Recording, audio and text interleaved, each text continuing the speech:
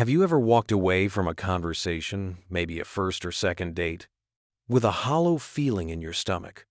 A conversation that felt intense. A conversation where you, in a sudden rush of wanting to be seen, to be truly known, laid out the delicate, bruised parts of your soul for a near stranger to see. You spoke of past heartaches, of childhood wounds, of the quiet anxieties that follow you into the night. And in the silence that followed, a silence that felt heavier than any words, you felt a new kind of loneliness. The loneliness of having shown your entire hand, only to realize the other person wasn't even ready to play the game. If this feeling is familiar, if you've ever felt that chilling cocktail of exposure and regret, then you may have found yourself caught in a subtle but powerful dynamic. A modern dating phenomenon that psychologist Brené Brown so aptly named floodlighting. Imagine for a moment that building a new relationship is like constructing a bridge between two islands, your island and theirs. True intimacy, a deep and lasting connection, is the finished bridge strong, reliable, able to bear the weight of two lives crossing back and forth, built stone by stone, plank by plank, through shared laughter, mutual respect, and earned trust. It's a slow, deliberate, and beautiful process of co-creation. Floodlighting, on the other hand, is the act of standing on the edge of your island, gathering all the raw, heavy, and unfinished materials of your deepest vulnerabilities, and trying to hurl them across the chasm. It's a desperate attempt to create an instant bridge. But instead of forming a connection, the sheer force and weight of it all often just makes a loud, startling splash in the water below, leaving the person on the other island feeling overwhelmed, startled, and perhaps even a little afraid to come any closer. It's not a bridge, it's a barrage. And it comes from a place we all understand, a profound hunger for connection. This isn't about being too much or having too much baggage. It's about the timing and the delivery of your truth. The first and most common sign that you might be engaging in floodlighting is when you share your deepest personal traumas and insecurities almost immediately. Picture the scene, one you might know well.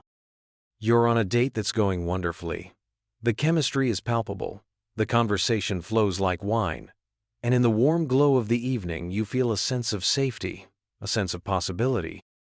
Your date seems open, kind, and genuinely interested, and so a little voice inside you whispers, "This is it. This is someone who might actually get it. This is someone I can be real with." You start with a small, relatable story, perhaps a funny moment of embarrassment. But then, as if a dam inside you has broken, the current of your memory pulls you deeper. You find yourself recounting the painful details of a past betrayal, the lingering shadows of a difficult childhood, or the daily battles you fight with your mental health.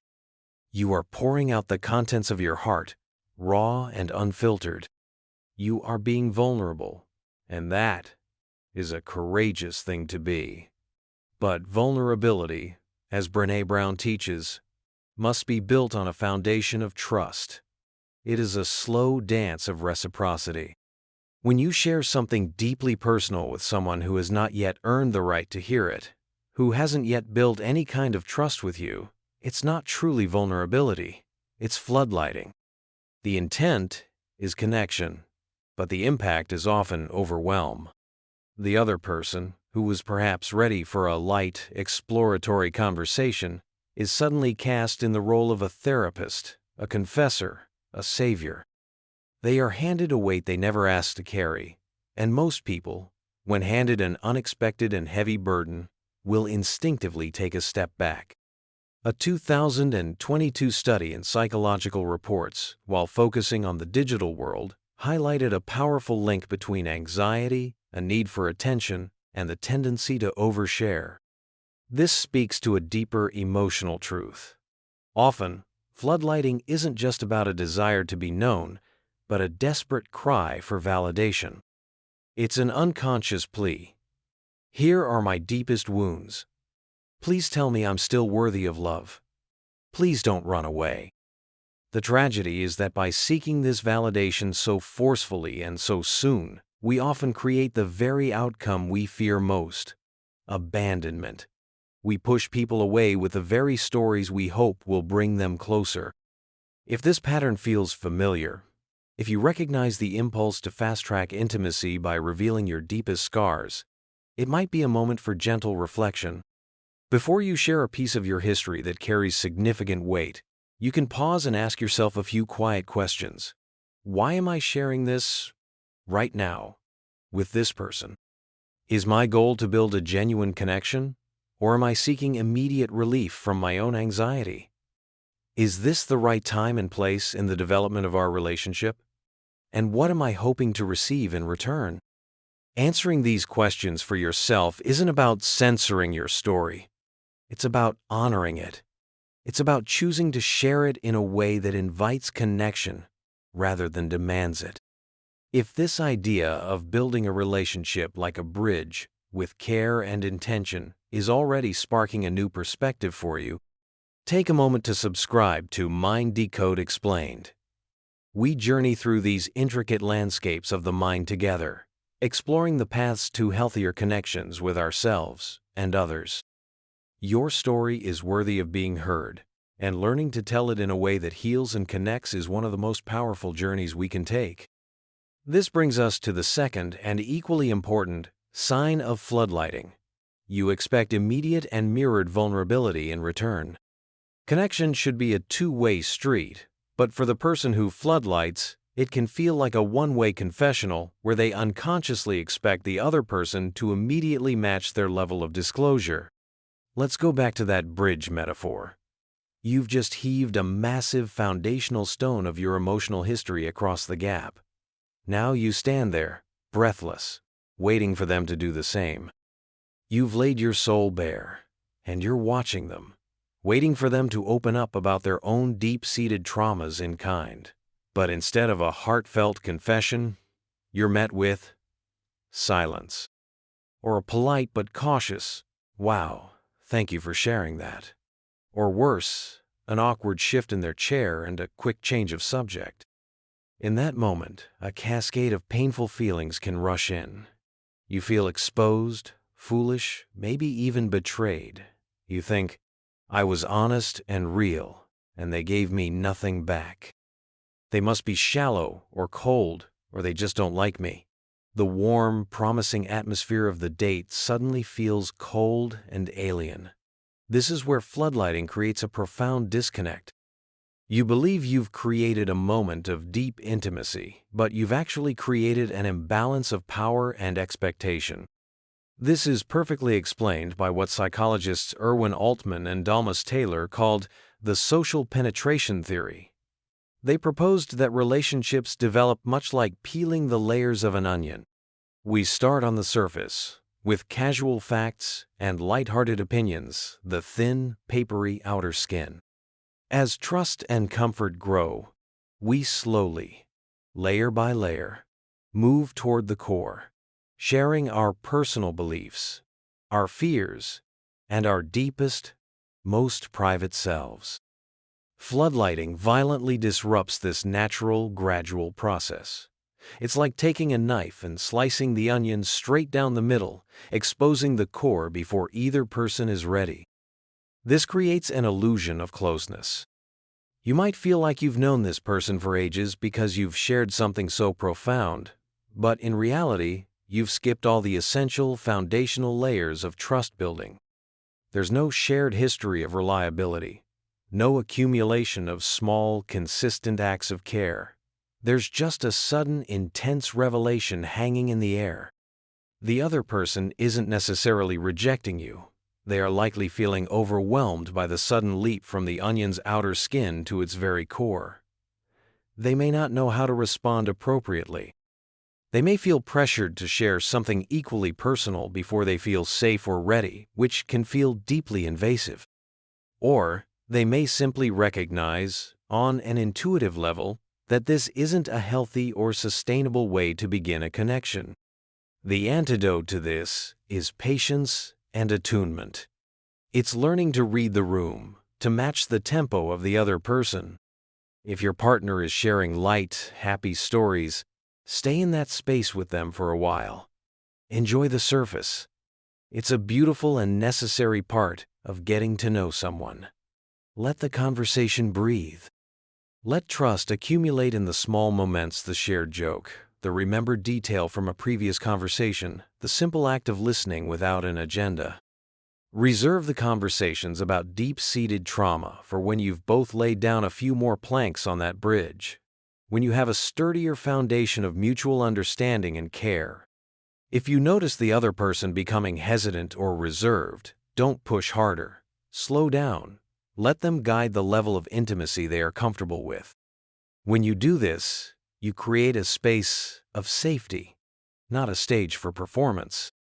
Intimacy then ceases to be a goal to be achieved, and instead becomes a natural byproduct of a connection that is allowed to unfold at its own organic, beautiful pace. This leads us to the third, and perhaps most complex, sign of floodlighting. You use vulnerability as a litmus test. Here, the act of oversharing is no longer just a misguided attempt at connection. It becomes a defense mechanism, a subconscious strategy to test the other person's worthiness and capacity to love you. It's a way of saying, here is the worst of me. Here is my most broken part. If you can't handle this now, you're not the one. And it's better I find out sooner rather than later. Imagine you're about to meet someone who seems, on paper, perfect. They check all your boxes. You're excited, but a quiet, insidious anxiety begins to creep in. What if they don't like the real me? What if I invest all this time and energy, only to be rejected later when they see who I really am? To quell this fear, you devise a test. During the conversation, you deliberately steer the topic towards your deepest insecurities. You aren't just sharing, you're observing. You're watching their face for any flicker of judgment, any hint of withdrawal. You tell yourself, if they are truly my person, they will understand and accept this. But this is a test that is rigged to fail. You are placing the entire weight of your self-worth onto their reaction. When they inevitably respond with a degree of shock or uncertainty because they are a normal human being and not a trained therapist on call, you take it as confirmation of your deepest fear. See, I knew it. They can't handle me. We're not compatible. You have preemptively sabotaged the connection to protect yourself from the potential of future pain. This dynamic is incredibly damaging because it turns vulnerability, which should be a bridge to connection, into a weapon of evaluation. It forces the other person into an impossible position. They are being judged on their ability to perfectly navigate a deeply sensitive emotional landscape they were never prepared to enter. A study in the journal Emotion Review speaks to the importance of interpersonal emotion regulation in healthy relationships. This is the idea that partners in a stable bond learn to co-regulate, to mutually support and manage each other's emotional states. It's a dance of give and take. When you use vulnerability as a test, you disrupt this dance. You are not inviting co-regulation, you are demanding unilateral emotional labor. You are asking them to single-handedly manage and validate your biggest emotions without having established any kind of reciprocal emotional contract. The way forward lies in shifting the source of your validation from external to internal. It's about building your own self-acceptance so profoundly that you no longer need someone else's immediate reaction to feel worthy. The next time you feel the urge to share something heavy as a test, pause and ask, am I sharing this to connect? Or am I sharing this to test their reaction? Am I trying to build a bridge? Or am I trying to see if they will flinch if I shake it? This awareness is the first step toward breaking the cycle. Your worth is not contingent on their response. You were worthy of love and acceptance before you walked into that room. And you will be worthy of love and acceptance when you leave, regardless of how they react.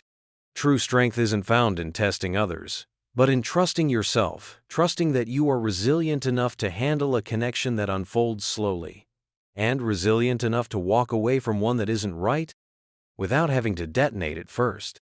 It is crucial to understand that the desire for depth in conversation is not a flaw.